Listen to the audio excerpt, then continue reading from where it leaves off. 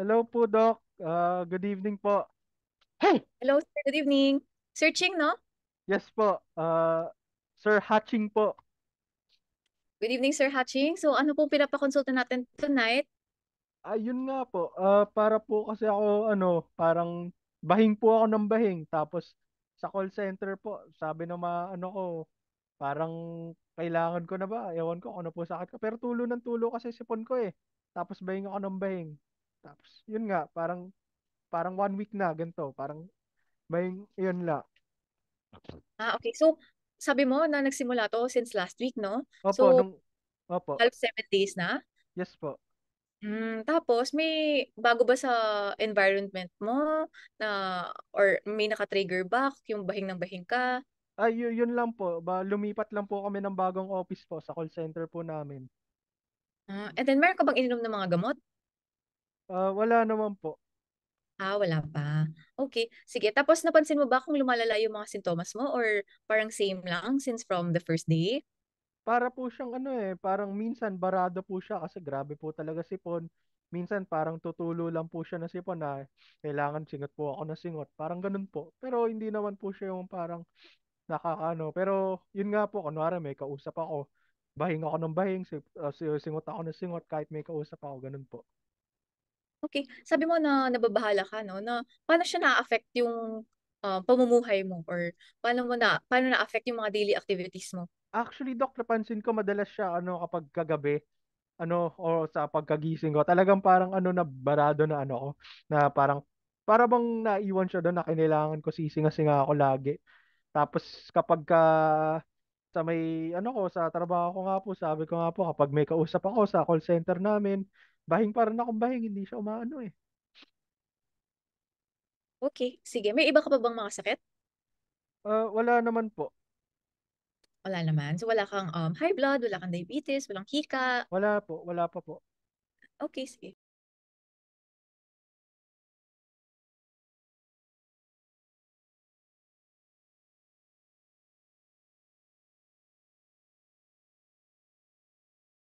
Base sa mga sintomas na binanggit mo kanina, ikaw ay may allergic rhinitis. Narinig ko na ata to, Doc, dati parang pero hindi ko talaga ano po ba to sa pintura ba to? Sa may amoy ng gasolina ba to? Ano po ba to? Okay, so ang allergic rhinitis kasi, isa siyang sakit siya na lumalabas yung sintomas kapag natitrigger ng mga tinatawag natin na allergens. So yung mga allergens, maaring mga alikabok, or mga fur, mga pets fur, pwede sa environment na nakuha natin. So nangyayari to dahil nag-overreact ang ating mga white blood cells para malabanan ang inaakala nilang infection na hindi naman talaga.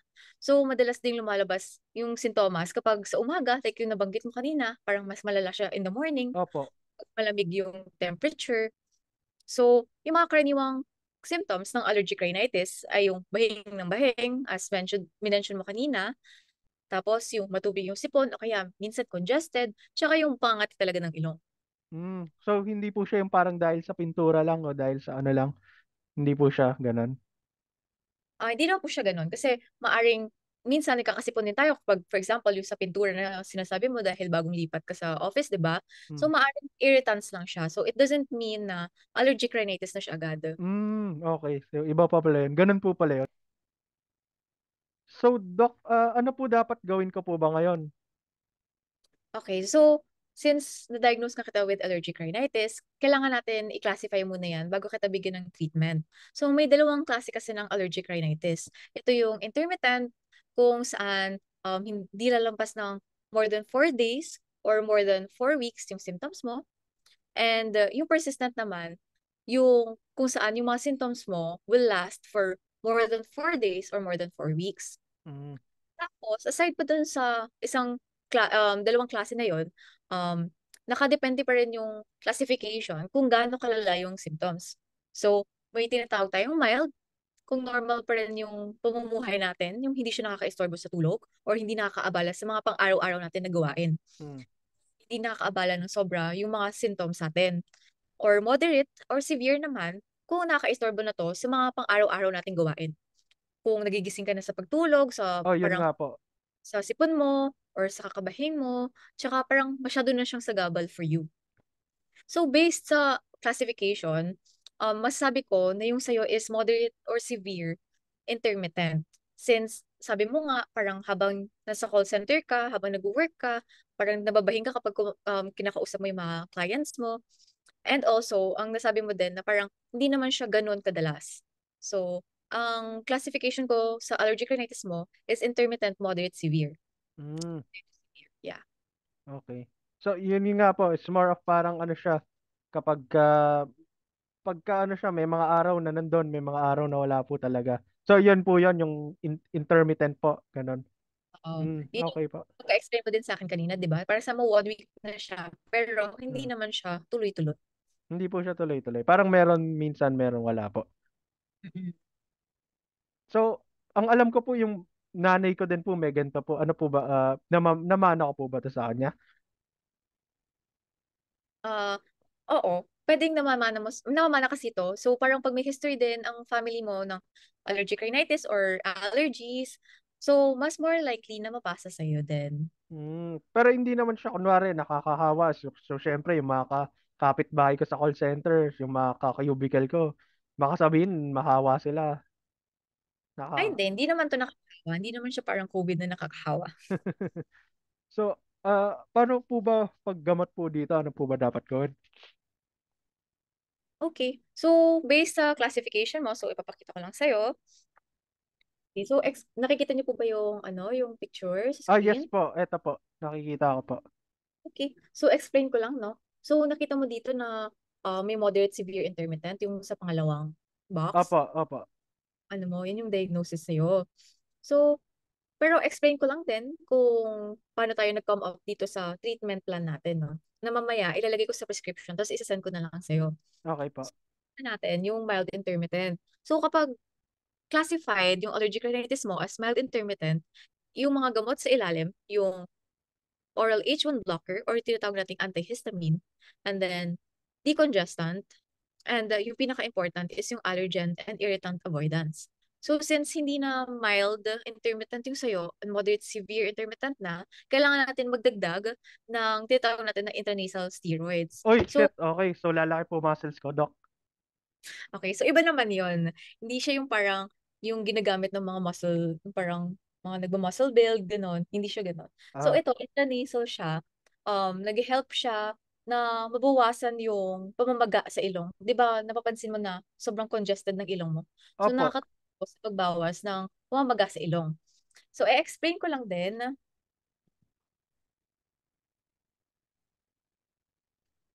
Okay, so explain ko lang yung oral H1 blocker. So ito yung tatawag na antihistamine. So yung histamine, no, yun yung nagko-cause ng mga symptoms mo. So ginagawa nito, antihistamine. So sinastop yung pag-produce ng histamine para mawala or mabawasan yung mga sintomas mo. Mm, Tapos, yun namang intranasal decongestant na nakaka-help din para mabawasan yung nasal congestion mo. Yun din, i-prescribe din kita nito. Pero, hindi mo maaaring gamitin to for more than 10 days, ha? bakit Kasi, po? kasi ito ay parang magkakaroon ka ng rebound congestion. Parang mas magiging reliant yung ilong mo sa decongestant. Which means na kapag na-stop mo yung pag-inom nito, after, kapag prolong na yung intake mo, magkakaroon ka ulit ng congestion.